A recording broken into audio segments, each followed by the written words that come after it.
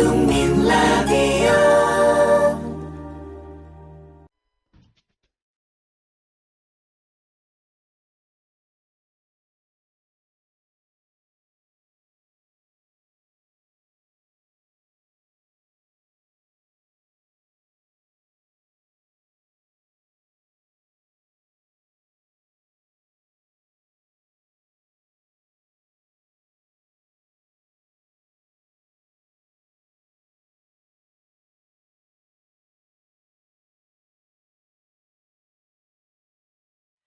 노혜경의 그 엽새.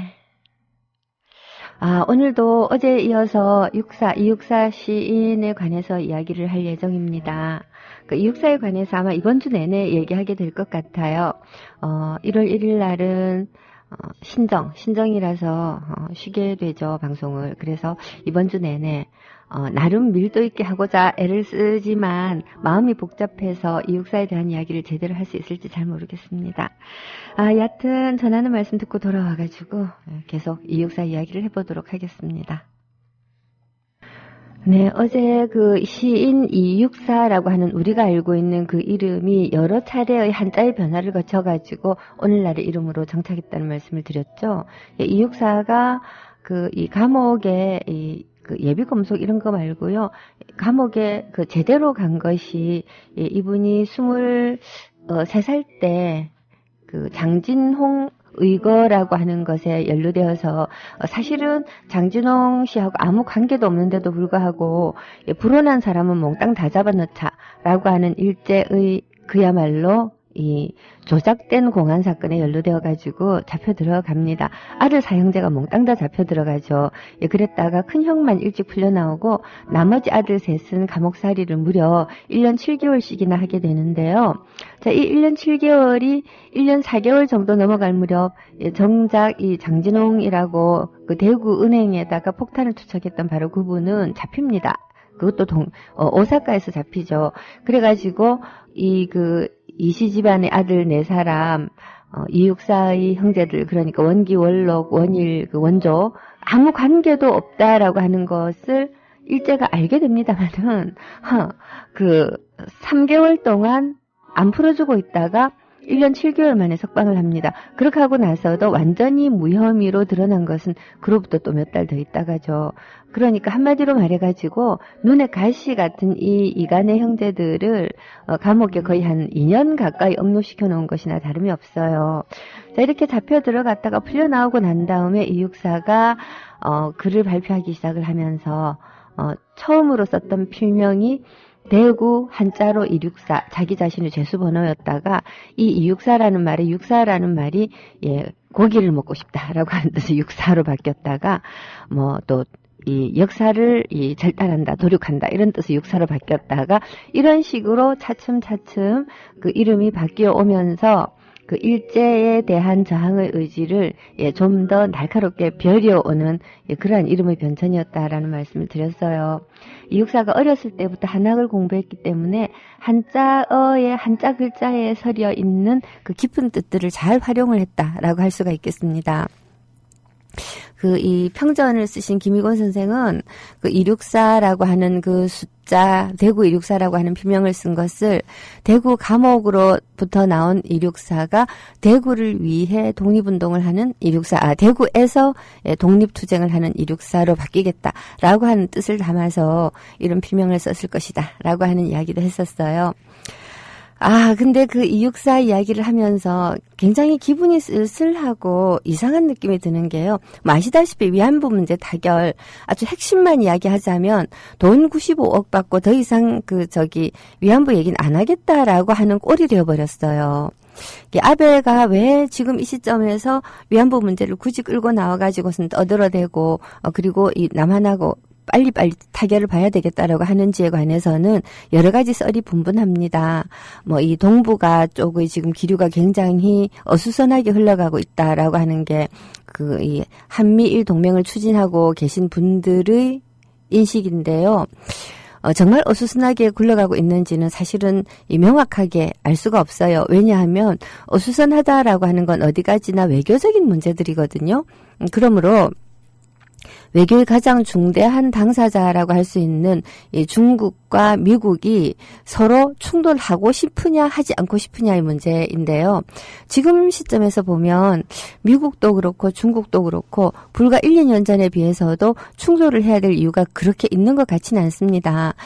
중국이 지금 급격한 경제 성장이 한풀 꺾이고 중국 내부의 모순이 굉장히 크게 일어나고 있습니다만은 그게 옛날 소위 제국주의 시대 그러니까 19세기 말 20세기 초 이때들처럼 내부의 모순을 전쟁이라는 열전의 형식으로 외부로 격화시켜가지고서는 해소를 하려고 과연 할까? 그러기에는 쌓아놓은 물질 문명의 규모가 너무 큰 게 아닐까? 그런 생각이 들죠. 그래서 열전으로 가지는 않을지라도 열전이 될 수 있다라는 분위기를 굉장히 고조시키면서 불필요한 수요를 만들어낼 수 있습니다. 그러니까 불필요한 수요라고 하는 건 군비죠. 군비. 군비 경쟁을 함으로써 자원을 낭비하고 그러면서 금융자산을 쌓아갈 수가 있잖아요. 자, 이런 식으로 미국과 중국이 서로 이렇게 체제 경쟁을 하면서 전쟁 분위기를 불러일으킬 때 이때를 틈타서 정말로 열전하고 싶어하는 그룹들도 있잖아요. 예를 들어서 일본 같은 경우는 진짜로 열전하고 싶어 하거든요. 어디든지 가서 그 호전적인 그 기운을 발산을 하고 싶은 어떤 그런 분위기를 아베를 보면 굉장히 많이 느껴요. 이 아베가 집권하고 나서 평화헌법 그 구조를 무력화시키려고 하는 노력을 너무나 많이 합니다. 즉 일본은 결코 무장해서는 안 된다. 자위대를 넘어서는 전투병을 가질 수 없다. 침략을 위한 군대를 가질 수 없다. 외부에서 우리를 침략할 때 그것을 방어하는 군대는 아시다시피 자위대라고 있습니다. 하지만 일본의 평화헌법은 다시는 외국을 침략할 수 없게끔 헌법으로 막아놓았는데 아베가 들어서 이 헌법을 무력화시키고 개정하려는 노력을 끊임없이 하고 있죠. 지금은 헌법을 우회해가지고 외국의 무장군대 자위대를 파견할 수 있는 길을 열어놨습니다. 이러한 상황에서 한미일 동맹이라는 이름으로 군사적 동맹 관계를 맺고 잠재적인 적이라고 불리는 북한 그리고 사실은 실질적으로 적으로 가정하고 있는 중국. 자, 이러한 그 적을 대상으로 그러니까 미일로 동맹을 대상으로 해가지고서 한미일 군사 동맹을 맺어서 휴전선 뭐 옛날로 따지면 38선이죠. 이 38선 근교를 다시 분단선으로 잡아가지고 이 팽팽한 전쟁의 대립적 기운을 만들어내면 누가 이익을 보느냐? 항상 이게 문제죠. 누가 이익을 보느냐. 최소한 대한민국이 그 이익을 보는 주체가 되지 않는다는 것만은 너무나 분명해요. 자, 근데 이 한미일 동맹을 엮어나가는데 가장 큰 걸림돌이 뭐냐. 일제의 식민지 시기 만행. 식민지 시기 만행에 대한 우리 이 한국이 지니고 있는 엄청난 비판과 이 분노 이런 것들이 있습니다. 미국의 입장에서 볼 때 이거 빨리 풀어라라고 하고 싶겠죠. 빨리 풀어라. 예, 빨리 풀어라라고 하고 싶을 것이고요. 자, 일본 입장에서 볼 때도 빨리 풀고 싶습니다. 그런데 이 풀어내는 데 있어서 정말 큰 걸림돌이 되는 게 상징적으로 볼 때는 독도하고 위안부 문제예요. 자, 이러니까 지금 아베하고 독도 문제는 아베하고 이명박이 잠시 기다려달라로 해결을 했죠. 자, 위안부 문제. 여성 대통령인 박근혜가 아베하고 형식적인 사과, 아주 창의적인 사과를 받고, 그리고, 95억 원 가량의 위로금을 받고, 예, 그것도 우리 정부는 일본 정부가 내놓는 기금이라고 말을 하지만, 실제로는 아베는 국가는 거기에 관여하고 있지 않다라고 말을 싹 이렇게 바꿔버렸죠. 자, 이러한 상황에서 과연 이 위안부 문제가 한일 간에 한일의 두 정상이 만나가지고선 우리끼리 합의 봤다라고 한다고 해서 이 문제가 합의 보고 해결된 것이라고 할 수 있을까요? 불씨를 계속 쌓아가고 있는 그러한 형국인데요. 자, 이러한 시점에 이육사 이야기를 제가 지금 하고 있습니다. 물론 제가 그 옆세에서 그동안 북으로 넘어간 시인들을 굉장히 많이 다뤘죠. 굉장히 많이는 아니라도 조금씩 얘기를 했죠. 북으로 넘어간 문인들을. 근데 북으로 넘어간 문인들이 대부분 1945년 이전에는 독립운동에 헌신했던 분들입니다. 그리고 지금, 지난주에 이어서 이번 주에 그 상하와 육사, 예, 대구 안동 지역을 근거지로 해서 이 활동을 했었고 만주로 또 왔다 갔다 하고 있었던 두 분이 다 비슷해요. 자, 이 두 분이 대구 경북 지역을 중심으로 해서 활동했던 이 두 분은 45년 되기 전에 돌아가셨어요. 예. 이런 자기들이 해방과 독립을 위해서 그렇게 싸워왔던 조국이 그로부터 70년, 불과 70년 이후에 지금 이런 꼴이 되어 간다라는 걸 아시면 어떤 기분이 들까? 기분이 되게 묘해요, 제가. 이야기를 하다가 보니까 굉장히 기분이 아주 묘한데요. 자, 일단 음악을 한 곡 듣고 이육사 얘기를 본격적으로 들어가도록 하겠습니다. 참, 제가 어제 들은 충고인데, 아니, 무슨 방송을 고등학교 국어 수업 하듯이 하느냐, 재미없어서 미치겠다. 진짜 좀 아닌 게 아니라 저도 그런 생각은 들어요. 한 사람 한 사람 짚어나가다가 보니까, 저는 물론 정리도 되고 좋습니다만은 또 제가 정리하는 방식이 많은 분들이 시인에 관한 이야기를 한다라고 할 때 기대했던 거하고 조금 다르잖아요. 이 시는 어떻고 저 시는 어떻고 그런 얘기를 하는 게 아니다가 보니까 조금 되게 죄송스럽게 느껴질 때도 있는데, 의견들이 있으시면 말씀 좀 주세요. 제가 반영을 해서 되도록 재미있는 시간을 만들도록 애를 쓰겠습니다.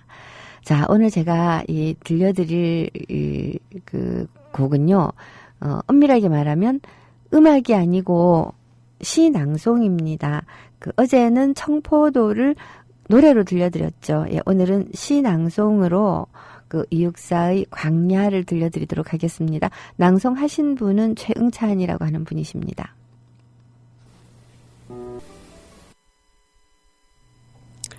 네, 광야. 예, 이 시는 아마 거의 이렇게 광야라고 하는 시를 거의 외우고 계신 분들도 굉장히 많지 싶습니다. 이육사의 광야, 교과서에도 실렸죠. 자, 그리고 이 광야에서 우리에게 알려준 유명한 언어가 있지 않습니까? 초인. 그쵸?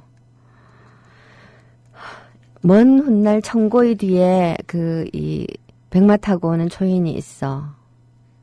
예, 바로 이 광야. 광야라고 하는 시를 보면 이육사가 이 만주 벌판을 헤매고 다녔겠구나라고 하는 생각이 들 때도 있어요. 그럴 정도로 굉장히 사람들한테 이육사의 면모를 잘 알려주는 그러한 시라고 할 수 있죠. 일단 시에 관해서 먼저 살펴보고 나서 이 시와 얽힌, 그리고 이 시를 낳게 했었던 이육사의 대구 이육사가 되게 난 이후의 행적이라고 하니까 좀 이상하다에 관해서 한번 살펴보도록 하겠습니다. 자, 이 육사가 이 광야라고 하는 시를 이렇게 썼어요. 까마득한 날에 하늘이 처음 열리고 어디 달구는 소리 들렸으랴. 교과서에서는 밑줄 쫙 긋고 그렇게 얘기를 하죠. 어디 달구는 소리 들렸으랴. 다구는 소리가 들리는 데가 있었을까 일까 아니면 없었다라는 말일까 아니면 있을 것이다라는 말일까. 자, 이런 거 가지고 이제 무지무지하게 많이 얘기들을 하죠. 근데 실제로 이 시는 과거에서부터 현재 미래로 쭉 이어지는 시간적인 특성을 가지고 있습니다. 예, 까마득한 날에 하늘이 처음 열리고라고 하는 걸 보면 아주 옛날, 그야말로 태고의 옛날이라고 할 수가 있겠죠. 태초에. 모든 산맥들이 바다를 연모해 휘달릴 때도 차마 이곳을 범하든 못하였으리라. 저는 광야를 시를 읽으면서 이육사가 굉장히 스케일이 큰 시인이라고 생각을 했습니다.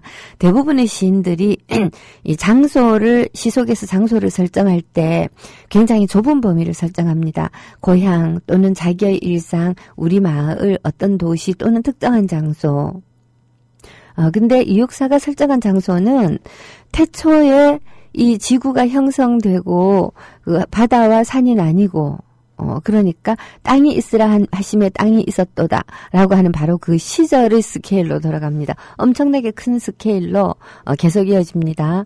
예, 끊임없는 광음들, 부지런한 계절이 피어선지고 굉음을 부지런한 계절이 피어선지고 큰 강물이 비로소 길을 열었다. 자, 이렇게 그야말로 자연이 제자리를 잡고 질서를 이루어서 우리가 알고 있는 이 땅, 이 자연, 이 천지, 이런 것들이 되는 과정을 1, 2, 3년에서 기술을 하고 있습니다. 그러고 나서 현재로 돌아옵니다. 지금 눈 내리고 매화향기 홀로 아득하니 내 여기 가난한 노래의 씨를 뿌려라. 예, 지금 눈이 내린다라고 하는 것은 정말 암시적인 이야기죠. 암시적인 이야기입니다. 그 다음 구절이 바로 매화향기 홀로 아득하다라고 하는 말에서도 볼 수 있듯이 이 한시를 굉장히 오랫동안 공부한 육사에게 매화라고 하는 것은 선비의 지조, 절개를 상징하죠. 자, 이 매화 향기가 홀로 아득하다고 합니다.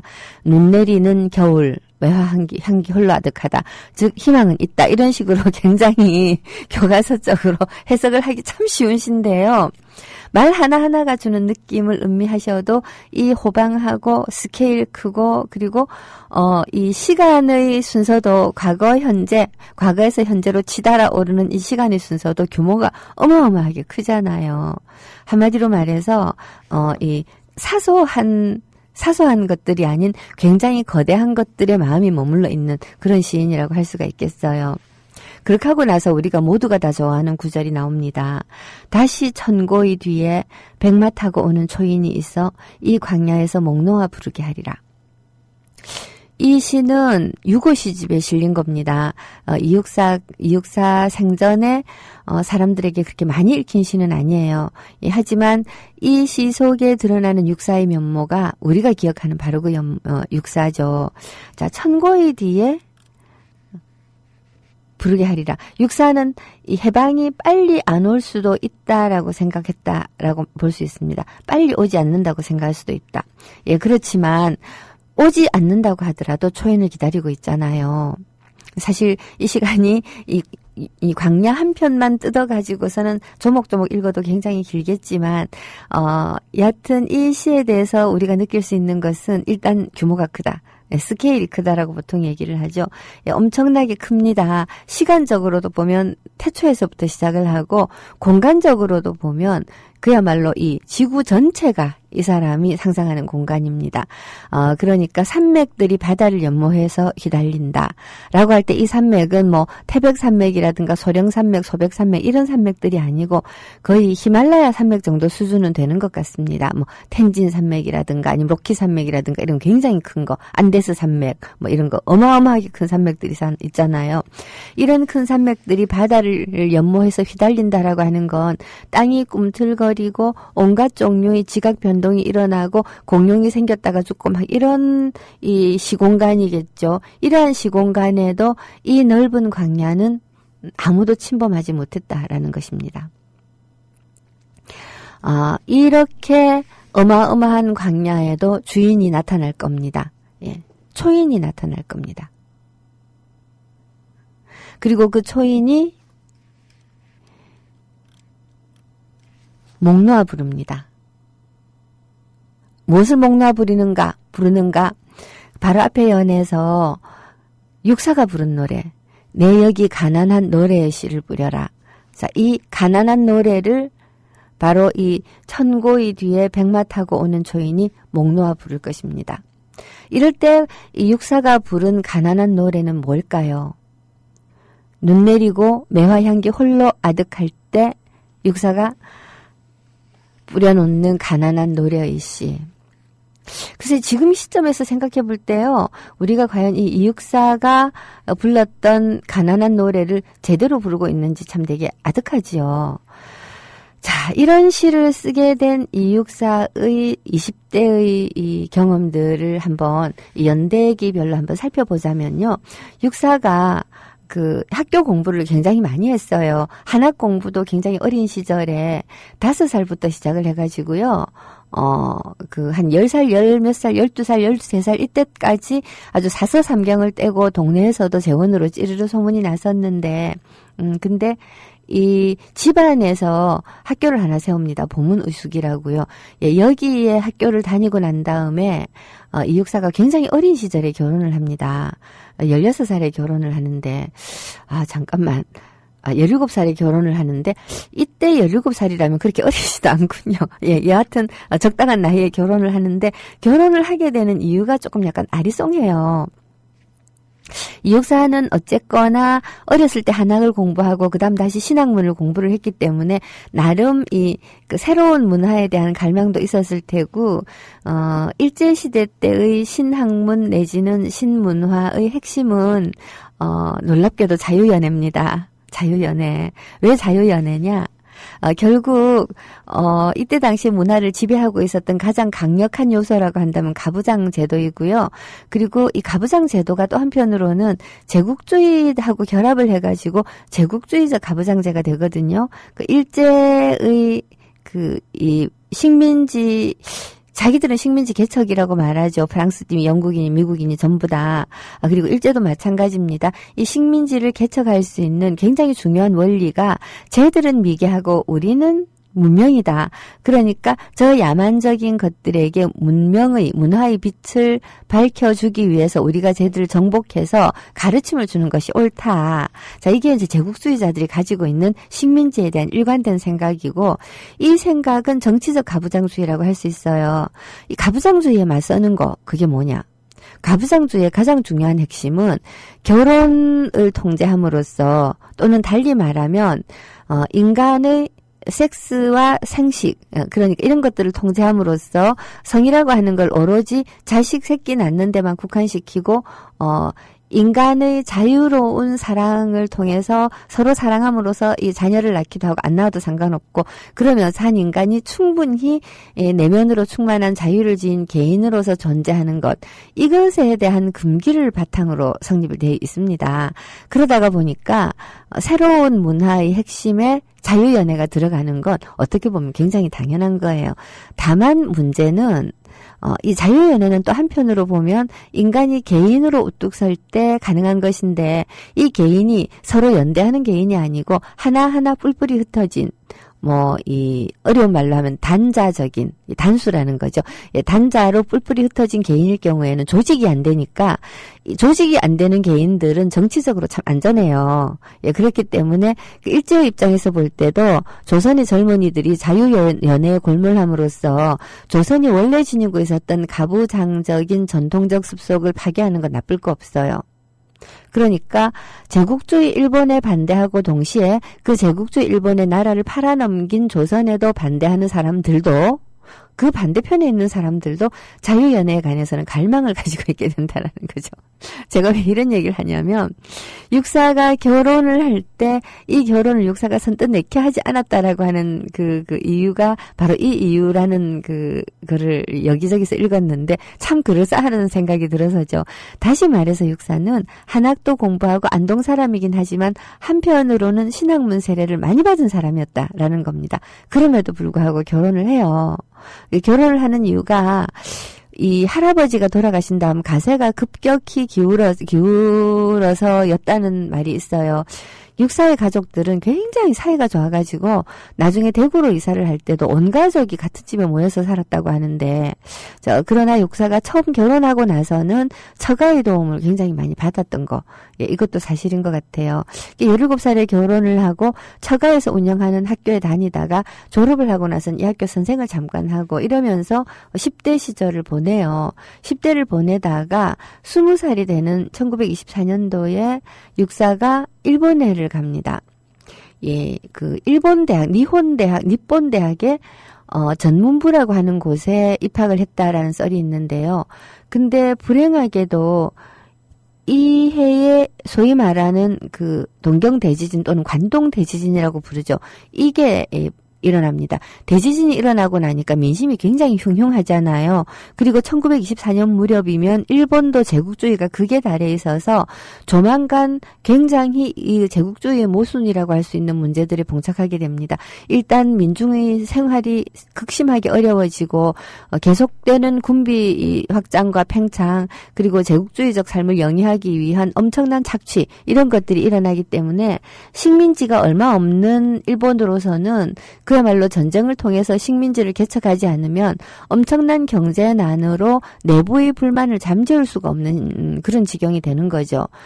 그럴 때 일어난 관동 대지진, 얼마나 민심이 흉흉하겠어요. 일본 경찰이 소문을 퍼뜨립니다.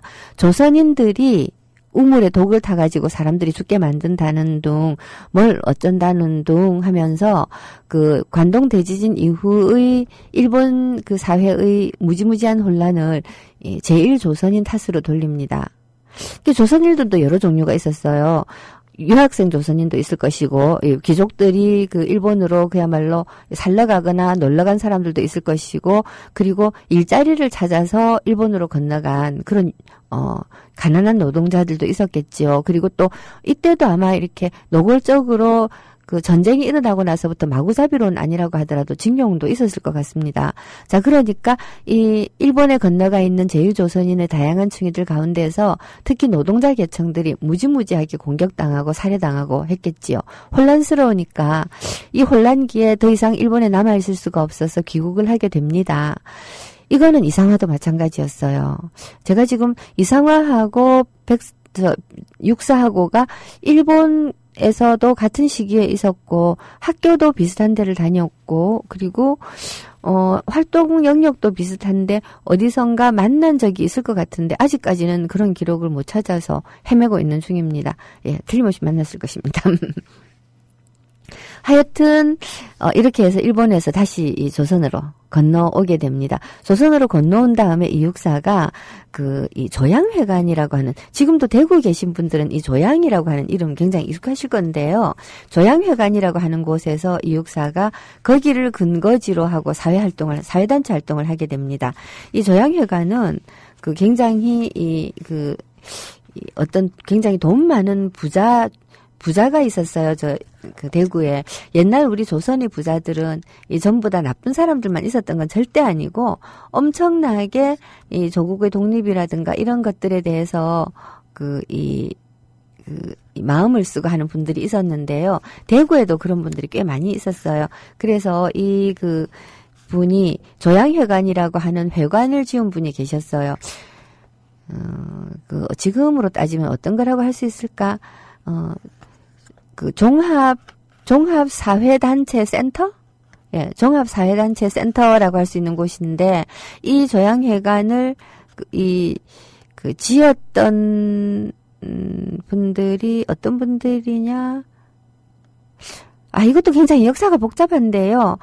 이 서상일이라고 하는 그 분이 계세요. 대구에 동암 서상일이라고 하는 분이 계신데, 자, 이분이 앞장서서 조양회관을 짓자라고 해가지고 짓는데 돈이 잘한 거 치니까 아예 그냥 자기 재산을 팔아가지고서는 지어버려요. 그러니까 처음에는 대구의 유지들이 이 돈을 좀 모아가지고서는 우리 청년들을 위한 센터 뭐 이런 걸 하나 만들어 보자라고 했는데 돈이 잘한 거 치거든요. 그러니까 이분이 어떤 이 회사를 가지고 있었는데요. 그 회사를 팔아가지고 이 회관을 지었는데 육사가 일본에서 돌아와가지고 여기를 거점으로 해가지고 청년사회 활동을 하게 됩니다. 이 청년사회 활동을 했던 경험은 나중에 제가 지난 시간에 말씀드렸던 그 육사의 첫 번째 산문 평론이라고 할 수 있는 글로 등장하게 됩니다. 그때 육사가 썼던 필명이 대구 이육사였죠.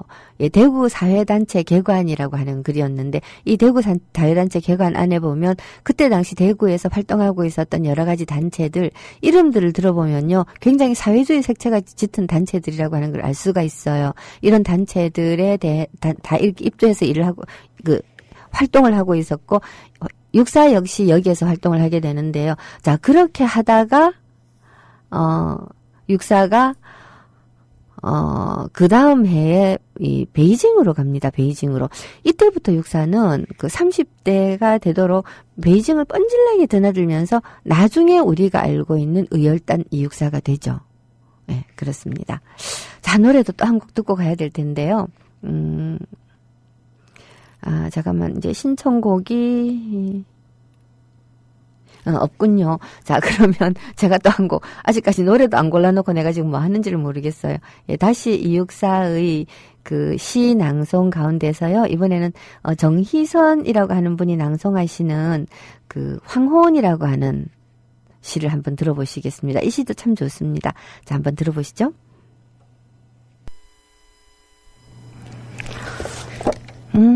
목소리 좋군요. 우리 박상미 선생님 수준 거의 버금갑니다. 아주 이 낭독을 잘 하시는군요. 가끔 가다가 그런 생각이 들어요. 우리 그 국민TV 조합원들 모여가지고 좋은 시들을 이 낭송을 좀 해가지고서 녹음 음반 만들어서 가끔 방송하면 어떨까? 저 혼자만의 생각이죠. 저는 시낭송이 지금 이분들은 되게 담담하게 이렇게 좀 알아듣기 쉬운 그 발성과 속도로 말씀을 하시는데 너무 과장되게 왜 시낭송 하시는 분들이 있거든요. 제가 옛날에 한번 그 신앙송 하시는 이 여성 시인들이 모임에 갔다가 이 뒤로 넘어가는 줄 알았어요. 그 울릉도라고 하는 청마 유치한 시죠. 예, 근데 어떤 식으로 낭송을 하냐면 조국의 막내 너무 울릉도 흉내도 못 내겠다. 듣고 있다가 오글거려가지고 도저히 거기 앉아있을 수가 없어서 그냥 나온 적이 있었어요. 신앙송이라는 게 사실은 그렇게 하는 게 아니고 가장 그 시를 내가 이해한 방식대로 읽는 거거든요. 더더군다나 최근의 시들은 낭송하는 시라기보다는 눈으로 읽어드리면서 머릿속에서 이미지들이 파열을 느끼는 그러한 시들이 많기 때문에 소리내어서 읽는 게 적절하지 못한 시들도 참 많아요. 그러고 보니까 저희 이번 시집들은 뜻밖에도 소리내어서 읽으니까 좀 더 좋게 느껴지는 측면도 좀 있긴 해요. 나이가 들어가면 시가 좀 이 노래에 가까워지나 하는 생각도 조금 듭니다만 어떻든 광야를 포함해서 육사의 시들은 낭송하기에 생각보다 굉장히 좋습니다. 아마 이분이 한 시를 많이 썼던 그러한 그래서 이 정형시적인 이 특성을 좀 지니고 있어서 그런 점도 있겠고요. 그리고 그런 것보다는 육사의 시들이 비교적 일상어보다는 의미가 굉장히 많이 서려 있는 그래서 천천히 읽으면서 단어 하나하나를 음미하는 그러한 방식으로 되어 있고 대개 시들이 보면 기승전결 이런 좀 한시적인 구조를 갖추고 있기 때문에 소리내어서 읽으면서 음악적 흐름을 느끼면 조금 더 빨리 와닿는 그러한 시가 아닐까 하는 생각도 듭니다. 자, 어쨌거나 이 육사가요, 이렇게 이제 감옥을 와서 이 육사를 쓰게 되었다는 데서 뱅뱅 돌면서 지금 벗어나지를 못하고 있는데, 이 육사가 이 조양회관에서 활동을 하면서는 유난할 정도로 중국을 많이 드나듭니다. 중국을 들락날락하게 된다라고 봐도 과언이 아니에요. 예, 그러면서, 30년에, 조양회관에서 공부를 하고 활동을 하고 하다가, 아까 말씀드렸던 장지홍 사건, 예, 거기에, 입에서 이렇게 자꾸 이렇게 입에서 말이 세면 곤란한데요. 장진홍 의거입니다. 장진홍 의거에 연루돼가지고 무려 1년 7개월이나 감옥살이를 하고 난 다음에, 이제 그때부터, 육사는 굉장히 본격적으로 중국을 들락날락 합니다. 물론 육사는 장진홍 사건으로 장진홍 의거로 1년 7개월 복역한 거 말고도 뭔 일만 생기면 툭하면 잡혀 들어갔던 사람이거든요. 예, 그런데 베이징에도 갔다 오고 텐진에도 갔다 오고 여기저기 굉장히 만주를 들락날락하면서 중국과 이렇게 관련을 맺으면서 활동들을 많이 하게 되거든요. 그 활동들을 잠시만 정리를 해보면 예, 육사가 대구에 있으면서 주로 생업으로 삼았던 것은 기자 생활이었는데요. 이 기자 생활을 하다가 기자를 그만두고 중국으로 맨 처음 언제 갔는지는 사실 이렇게 좀 확실하지가 않습니다만은 31년에 1월 달에 대구 경문 사건이라는 게 벌어져요. 이것도 좀 설명할 필요가 있는데, 조금 전에 보니까 소소님께서 조양회관을 게시판에다가 올려주셨던데 죄송하지만 이 대구 경문 사건도 좀 검색해서 올려주세요. 예, 설명하려면 굉장히 길어져서 이러한 사건들이 일어난 배경이라든가 하는 건 보면요. 대구 지역의 이 돈도 좀 있고 그리고 공부도 좀 많이 한 사람들이 굉장히 민족 독립에 관한 뜻이 강해가지고 이 조양회관 같은 일종의 청소년 계몽회관이라고 할 수 있죠. 계몽교육회관 내지는 활동공간. 자, 이런 것들도 세우고 또 나름으로 활동들도 굉장히 많이 합니다. 자, 여하튼 이 대구 경문 사건이라는 것으로 이 장진홍 의거 연루자가 되었다가 풀려나와서 무혐의 받은 지 얼마 되지도 않아 또 잡혀갔다가 겨우겨우 풀려나게 됩니다. 그런 다음에 이제 만주로 자주 들락날락하게 돼요.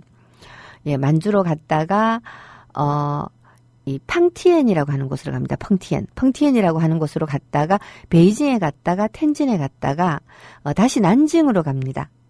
이 264의 이러한 그 이동의 경로를 따라가면서 우리가 추적해 볼 수 있는 게 의열단의 움직임이라고 할 수가 있겠습니다. 이 264가 의열단원이었다라고 하는 건 제가 볼 때는 아주 명확하게 밝혀진 사실은 아니나마 틀림없고요. 예, 의열단원이었고요. 그리고 이 264가 이렇게 왔다 갔다 하다가 나중에 난징 근교의 탕산이라고 하는 곳에 조선혁명군사정치간부학교라는 것이 세워지거든요. 예, 조선 혁명군사정치 간부학교. 여기에 일기생으로 입단을 하게 돼요. 이 의열단이라고 하는 단체가 그 상해 임시정부라든가 이제 그 밖에 다른 독립운동을 했던 단체들하고 굉장히 다른 측면이 있는데 그게 뭔가 하면 다른 단체들도 더 이상 외교적인 또는 뭐 경문 구호 뭐 담론 이런 것이 아니라 무장 세력을 양성해서 직접 일본하고 싸워서 독립을 쟁취해야 되겠다라는 생각을 모두 다 하거든요. 20년대에서 30년대로 넘어갈 무렵에는 상해 임시정부도 군관학교를 세워야 되겠다라고 하고 그리고 우리 많은 분들이 군사적으로 의병운동과는 또 다른 차원에서 군사적인 광복군을 구성을 해야 된다는 생각을 합니다마는 의열단의 가장 독특한 점은 의열단의 간부들이 직접 군사훈련을 받아서 직접 무장투쟁에 나섰다라는 것이지요. 그리고 육사도 그 일원이었다는 것. 굉장히 놀랍지 않습니까? 시인인데 총을 든 거예요. 근데 저는요, 솔직히 말해서 이게 정상적인 시인의 길이라고 생각합니다.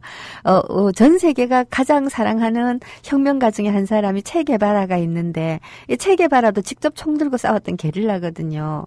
그리고, 비록 이 베트남의 그 국부이지만, 그래도 세계의 많은 분들이 이념을 초월해서 존경하고 있는 정치 지도자가 호치민인데, 저한테 호치민 시집이 한 권 있어요.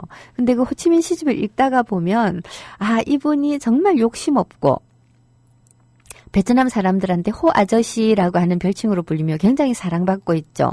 그런데 정말 사심 없고, 그리고 사람들에 대한, 민중에 대한 사랑으로 충만한 분이었는데, 이분의 시인으로서의 마음이 이러한 삶을 가능하게 했구나라는 걸 느끼게 해요.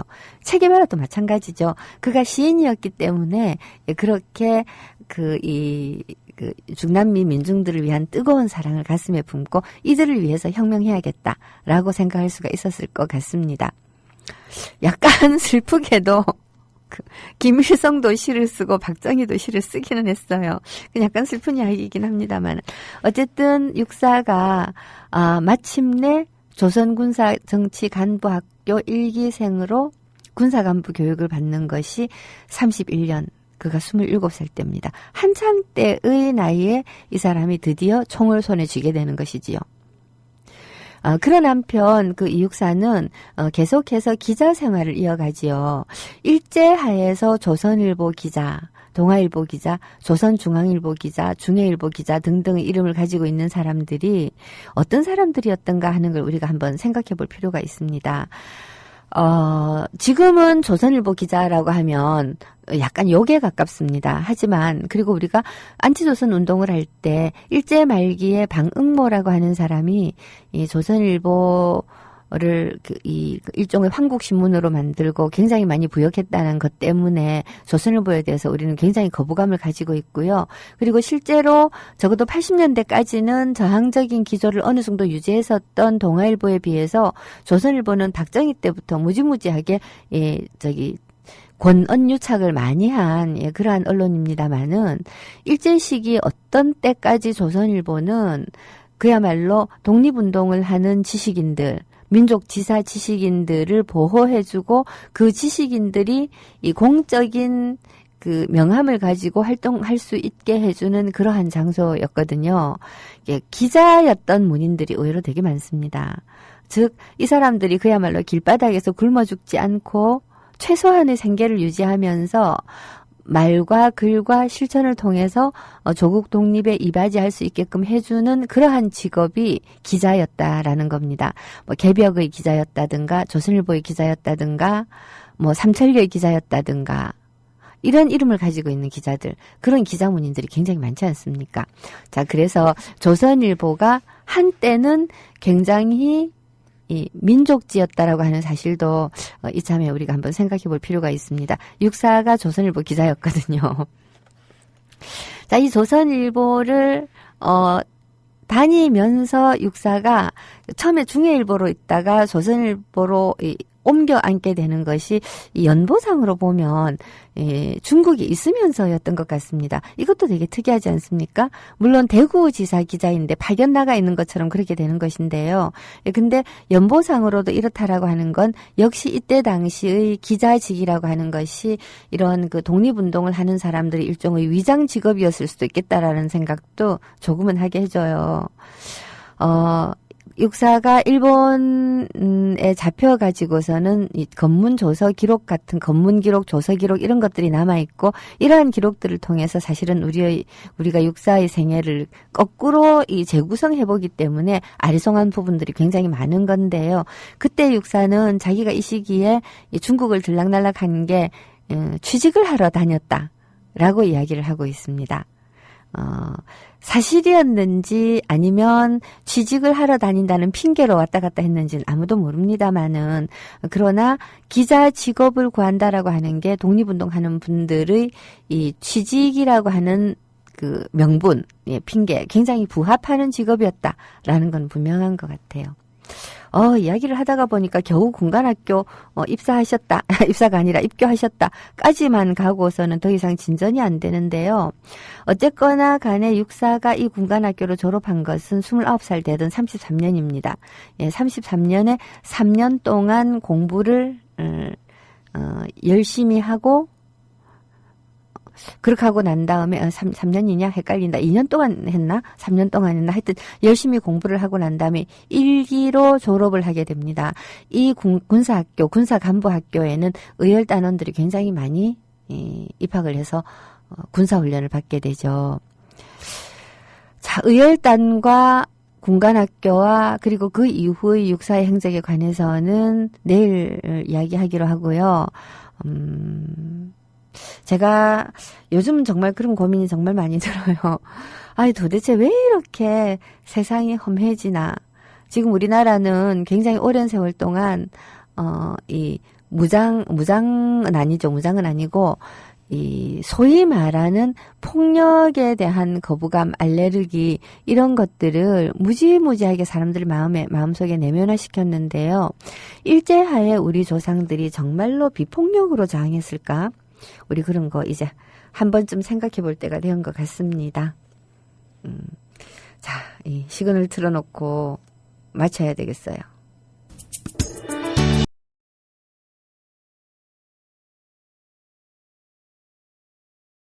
노혜경의 그 엽세, 역시 저는 1시간짜리 방송은 좀 익숙하지 않은데 그럼에도 불구하고 딱딱 끊어서 얘기하려니까 굉장히 쉽지는 않네요. 예, 그래도 이 육사 내일 이어서 다시 이야기하도록 하겠습니다.